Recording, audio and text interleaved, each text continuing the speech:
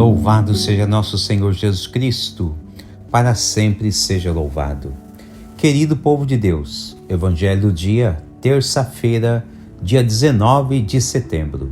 O Senhor esteja convosco, Ele está no meio de nós. Proclamação do Evangelho de Jesus Cristo, segundo São Lucas. Glória a vós, Senhor. Naquele tempo, Jesus dirigiu-se a uma cidade chamada Naim. Com ele iam seus discípulos e uma grande multidão. Quando chegou à porta da cidade, eis que levavam um defunto, filho único, e sua mãe era viúva. Grande multidão da cidade a acompanhava. Ao vê-la, o Senhor sentiu compaixão para com ela e lhe disse: Não chores. Aproximou-se e tocou no caixão. Os que o carregavam pararam. Então Jesus disse: Jovem, eu te ordeno, levanta-te. O que estava morto sentou-se e começou a falar. E Jesus o entregou à sua mãe. Todos ficaram com muito medo e glorificavam a Deus, dizendo: Um grande profeta apareceu entre nós, e Deus veio visitar o seu povo. A notícia do fato espalhou-se pela Judéia inteira e por toda a redondeza. Palavra da salvação. Glória a vós, Senhor. Querido povo de Deus, estamos agora na 24ª semana do Tempo Comum. E hoje a Sagrada Liturgia, de um modo geral, nos apresentam ao menos 2 graus da ordem. Né? O que é o grau da ordem? Né? Em primeiro lugar, vamos recordar que Jesus Cristo, ele instituiu e deixou indicado 7 sacramentos a serem instituídos em sua Santíssima Igreja.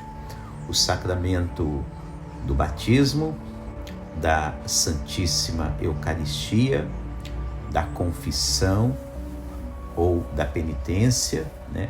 Sacramento da crisma, sacramento do matrimônio, o sacramento da unção dos enfermos e a ordem. 7 sacramentos.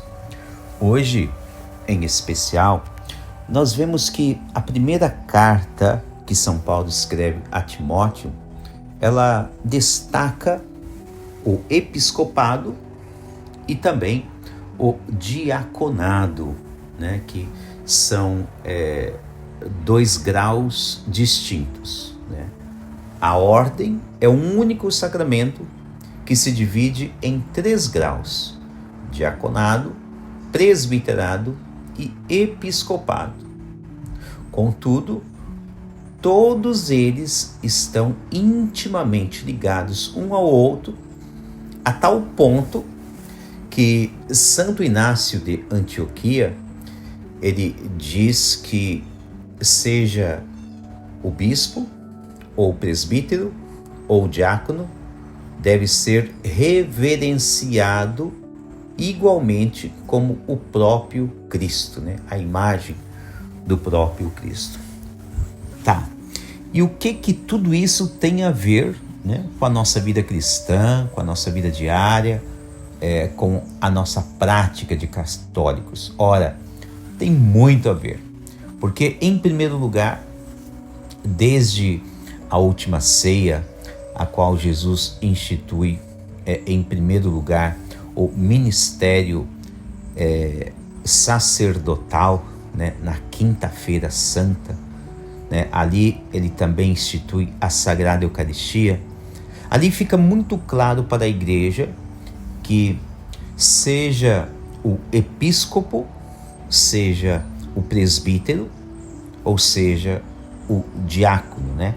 A partir daquela ação litúrgica de Jesus na última ceia, fica muito claro que este grau ou aquele grau, né, falando-se da ordem, do sacramento da ordem, seja o episcopo, seja o presbítero, ou seja o diácono, todos eles são instituídos por Jesus para o serviço de sua igreja.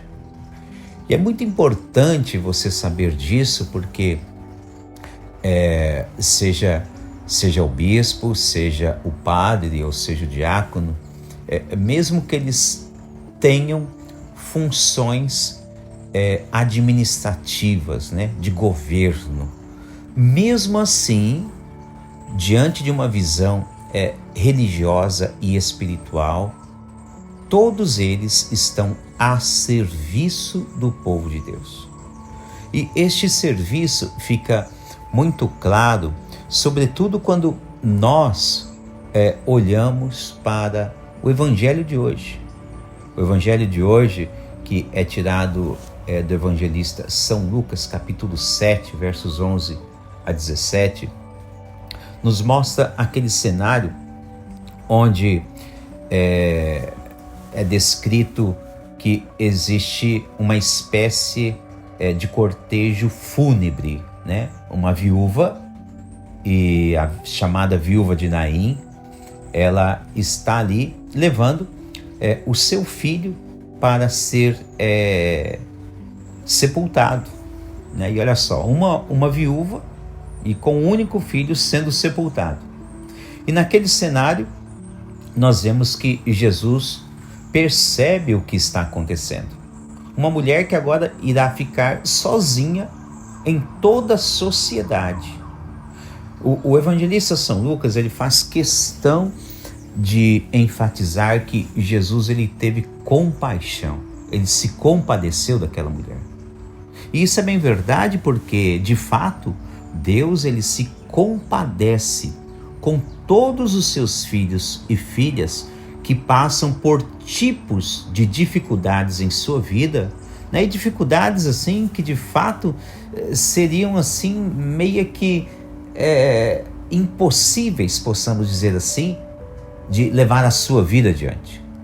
Porque basta lembrar que no tempo de Jesus, aquela sociedade, sobretudo visando a cultura judaica, não tinha bons olhos para uma mulher, em primeiro lugar, que fosse viúva.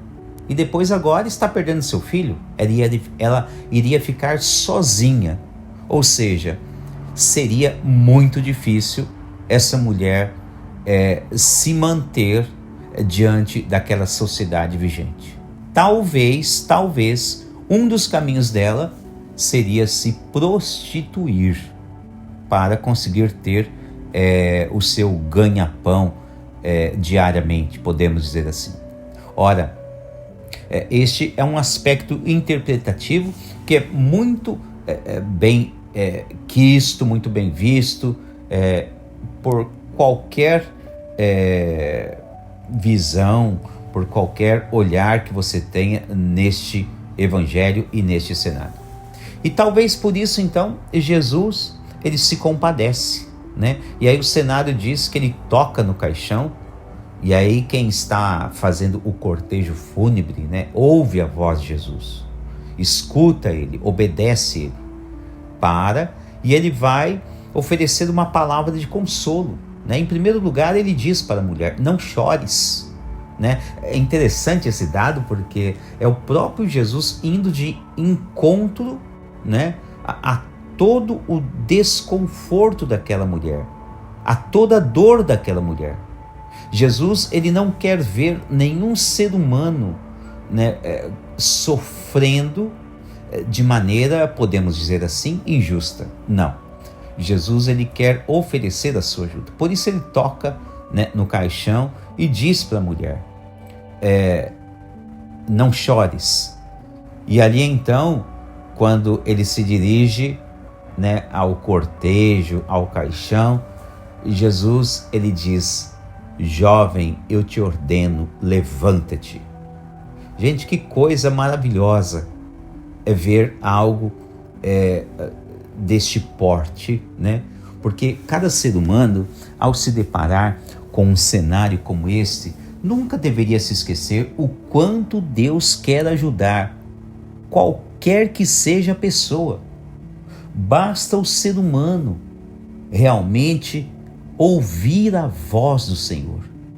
permitir que Ele vá de encontro à vida desta ou daquela pessoa, nesta ou naquela situação.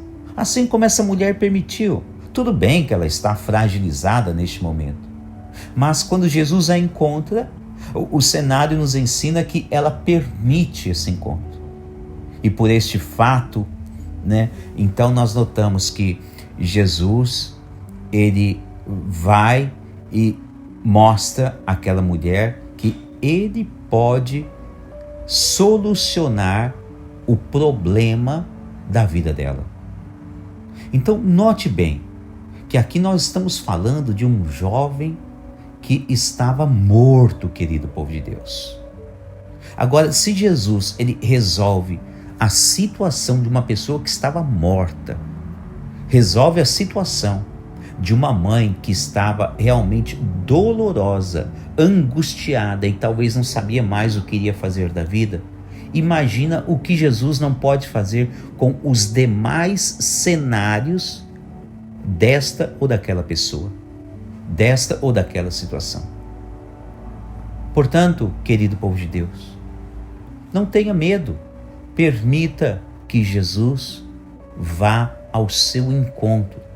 E quando isso acontecer, preste bem atenção, escute a voz do Senhor.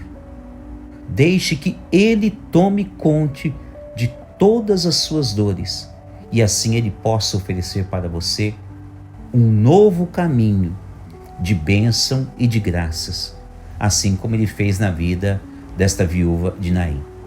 O jovem ressuscitou e a mãe então começou a viver novamente com o seu filho. Permita que Jesus também te encontre e leve uma graça, uma bênção em sua vida e em sua casa. Louvado seja nosso Senhor Jesus Cristo.